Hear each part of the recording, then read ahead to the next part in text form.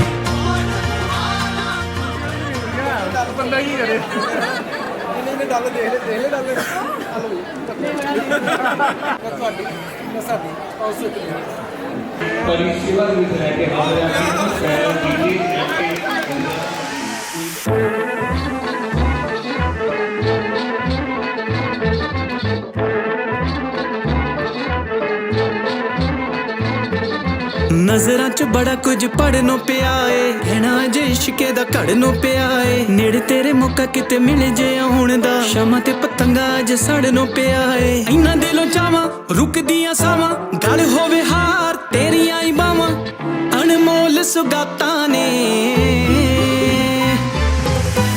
अज तां शुरुआतां ने, डूंगियां बातां ने अज तां शुरुआतां ने।